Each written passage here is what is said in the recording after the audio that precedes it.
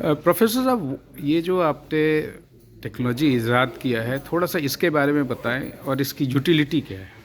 जो हमने टेक्नोलॉजी ये जो इजाद की है, इस टेक्नोलॉजी में हम नाइट्रोजन एटम लगाते हैं लास्ट स्टेज पे। तो आप अगर देखोगे जितनी भी सारी दवाएं हैं वो सब के अंदर नाइट्रोजन होता है, क्योंकि हमारी जो शरीर है उसमें डीएनए है, आरएनए है, प्रोटीन्स है, अमीनो एसिड है, ये सब नाइट्रोजन के बने होते हैं। अगर आप एग्रोकेमिकल की भी बात करें तो उसमें यूरिया होता है, उसमें भी नाइट्रोजन होता है। तो इससे क्या होगा कि जो नाइट्रोजन लगाना बड़ा मुश्किल काम है। तो जो दवा की कीमत होती है वो इस बात पे निर्भर करती है कि उस दवा को बनाने में कितने स्टेप्स लग रहे हैं। तो अगर कोई दवा को बनाने में एक स्टेप लग रहा है, जैसे पैरासीटामोल है, तो उसकी कीमत कम है। अगर आप जाओगे अमोक्सिसिलिन तो उसकी कीमत थोड़ी सी ज़्यादा है। अगर आप कैंसर की दवा, जैसे मैंने टैक्सोल की बात की, तो उसकी कीमत बहुत ज़्यादा है। तो लेकिन हम कोई भी अगर जो सस्ती दवा ले सकते हैं और हम उसमें नाइट्रोजन इन्फ्यूज कर सकते हैं, तो फिर दूसरी दवा बन जाएगी। तो उसकी कीमत अपने आप ही कम हो जाएगी, क्योंकि हमें दवा में एक चीज़ और होती है। दवा इसलिए भी फेल होती है कि उनमें दवा की प्रॉपर्टी होती है, ड्रग लाइक प्रॉपर्टीज बोलते हैं उसको। क्योंकि दवा के में आप ये चाहते हो कि आप पानी का गिलास लो और दवा आप खा लो। तो कई बार दवा जो बनाते हैं लोग, केमिकल कंपनियां, वो दवा हम ओरली अवेलेबल नहीं होती।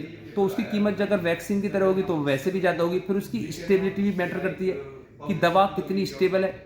क्योंकि जो दवा की एक्सपायरी कितनी, क्योंकि आपने देखा होगा दवाओं की कीमत एक्सपायरी पे भी डिपेंड करता है। जैसे कुछ वैक्सीन होती हैं उनको कोल्ड टेम्परेचर पे रखना होता है, जैसे कोविड की वैक्सीन थी, तो उसकी कीमत ज़्यादा होगी। और कुछ जो दवाएं हैं जो, तो हम इस टेक्नोलॉजी से होगा कि दवाओं की स्टेबिलिटी भी बढ़ेगी।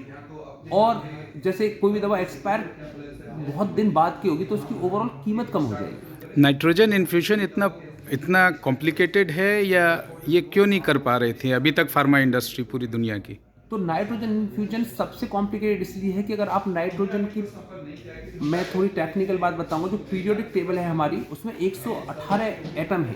तो नाइट्रोजन जो एटम आता है, अगर मेरा आप पोस्टर देखोगे तो उसमें 7 नंबर पे आता है। पहला हाइड्रोजन, फिर helium, lithium, sodium, helium, lithium, beryllium, boron, फिर उसके बाद कार्बन, फिर नाइट्रोजन। और नाइट्रोजन एसेंशियल एलिमेंट, पूरी जो जमीन है हमारी उसमें 78% नाइट्रोजन है।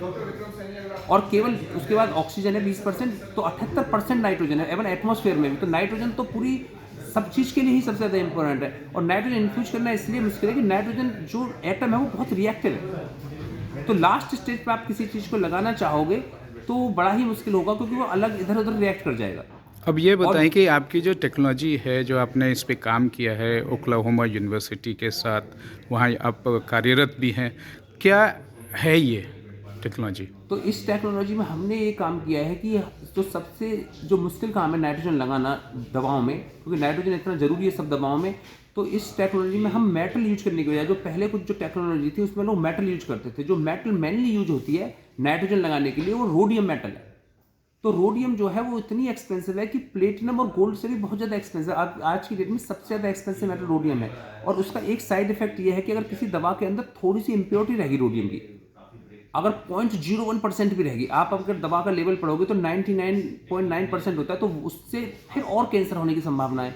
तो इस टेक्नोलॉजी में हम सल्फर यूज कर रहे हैं, सल्फर जिसको गंधक बोलते हैं हिंदी में। तो मेटल की बजाय इसे मेटल फ्री टेक्निक है। फिर मेटल को माइन करने में बड़ा खर्चा आता है, तो इसलिए इसकी कॉस्ट अपने आप इसलिए भी कम है। इसलिए ये जो हमारी रिसर्च है, साइंस पेपर जिसमें ज़्यादातर रिसर्च को नोबेल प्राइज मिल चुका है, उसमें इसलिए पब्लिश हुई है। जो दुनिया का सबसे बड़ा पेपर है साइंस पेपर के फील्ड में, अगर आप काम कर रहे हो तो आपका सपना होता है साइंस में पेपर आना। और मुझे लगता नहीं कि हमारे रिसेंट टाइम में भारत से कोई पेपर भी साइंस में आया है। तो आपका जो ये रिसर्च पेपर है क्या कहता है ये रिसर्च पेपर यही कहता है कि हम कोई भी दवा ले सकते हैं और हमको बिल्डिंग जैसे होती है उसको हम स्क्रैच से बनाने के लिए उसको रिनोवेट कर सकते हैं। तो अब आप देखो कि आपको कई बार आप घर में हो तो आपको रिनोवेशन करना है, तो आप अपने अकॉर्डिंग रिनोवेशन कर दोगे तो बहुत कम खर्चा आएगा। अगर आप पूरा तोड़ के बनाओगे नहीं, इसका साइंटिफिक क्या। तो इसका जो साइंटिफिक फायदा यही है नाइट्रोजन इन्फ्यूज करने का। ड्रग मॉलिक्यूल में तो हमने कई सारे ड्रग मॉलिक्यूल लेकर उनमें ट्रायल किया है कि इस टेक्नोलॉजी से जो ड्रग हैं, जैसे एंटीबायोटिक का एग्जांपल दिया मैंने, कैंसर की दवाओं का दिया, तो उसमें नाइट्रोजन हमारी इन्फ्यूज हो रही है। तो अब इस टेक्नोलॉजी को मेरी यूनिवर्सिटी ने कहा है कि इसको पेटेंट कर दो। तो मैंने इसको पेटेंट ना करने के बजाय इसलिए मैंने ये डिसाइड किया कि मैं भारत आके इसके बारे में प्रेस कॉन्फ्रेंस कर देता हूँ। तो प्रेस कॉन्फ्रेंस करने का ये फायदा है कि अब ये पेटेंट नहीं कर पाएंगे। नहीं तो अमेरिका वाले जो एज ए साइंटिस्ट मेरा ये राइट है कि मैं पेटेंट करूँ या ना करूँ, लेकिन कई बार यूनिवर्सिटी प्रेशर टेक्निक्स क्रिएट करती है क्योंकि उनको वहाँ से रॉयल्टी मिलती है। लेकिन अगर अब ये न्यूज़ पब्लिक हो गई और जैसे भारत को भी पता चल गई है और सारी डेवलपिंग कंट्रीज में ही पता लग जाएगी, तो इसको कोई भी यूज कर सकता है फ्री ऑफ कॉस्ट इस वाली टेक्नोलॉजी। आप भारत में मूलतः कहाँ से हैं और आपसे संपर्क कैसे किया जाए? मैं मूलतः भारत में एक सुरजावली गांव है जो शिकारपुर तहसील में आता है, डिस्ट्रिक्ट बुलंदशहर में। ये हमारा दिल्ली से 70 किलोमीटर के करीब पड़ता है और जो मेरी स्कूलिंग भी हुई है वो हिंदी मीडियम से हुई है। और मैं इस बात में हमारे जो क्षेत्र के बच्चे हैं जो हिंदी मीडियम से पढ़े हुए हैं, खासकर मैं उनको ये कहना चाहूँगा कि एक टाइम था कि मेरी जो स्कूलिंग हुई है 12वीं तक सरस्वती विद्या मंदिर जो RSS का है वहाँ से हुई है, इसलिए मैंने आपको बताया कि मुझे सारे मंत्र और श्लोक भी आते हैं। और हिंदी मीडियम वाले बच्चों को हेजिटेशन होती है। आज मैं अमेरिका में जो टीम लीड कर रहा हूँ उसके अंदर सारे गोरे लोग काम कर रहे हैं। ऐसा पहले लोग बोलते थे कि गोरे लोग जो है इंडिया के लोग लीड नहीं कर सकते, वो हमेशा नौकरी करते हैं।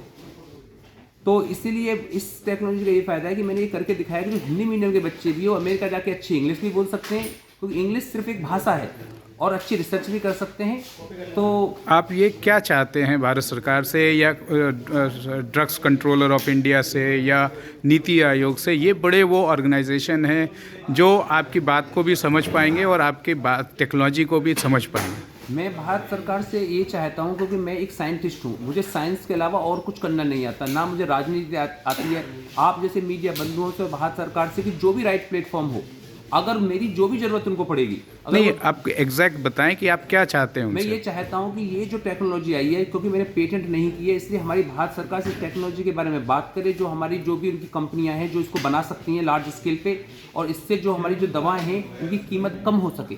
तो मेरा ये है कि जो भी कंसल्टेंसी उनको चाहिए कि ये फार्मूला जो है और इसमें जो रिएजेंट लगता है वो मेरे पास अवेलेबल है, तो मैं यहाँ पे लार्ज स्केल में कोई स्टार्टअप करके और हमको इसको बनाना स्टार्ट कर सकते हैं। राइटर, क्या आप डिपार्टमेंट ऑफ बायोटेक्नोलॉजी जो साइंस मिनिस्ट्री के अंदर आता है, क्या डिपार्टमेंट ऑफ टेक्नोलॉजी जो साइंस मिनिस्ट्री के अंदर आता है, क्या आप उनसे बातचीत आपकी हुई है? अभी नहीं हुई है, और मैं अभी US से आया हूँ। मैं IIT खड़गपुर का एल्यूमनाई हूँ, तो वहाँ पे एल्यूमनाई मीट थी, तो मैं एल्यूमनाई में अभी अपनी टॉक देके उन्होंने इनवाइट किया था, वहाँ से मैं कल रात ही दिल्ली पहुँचा हूँ।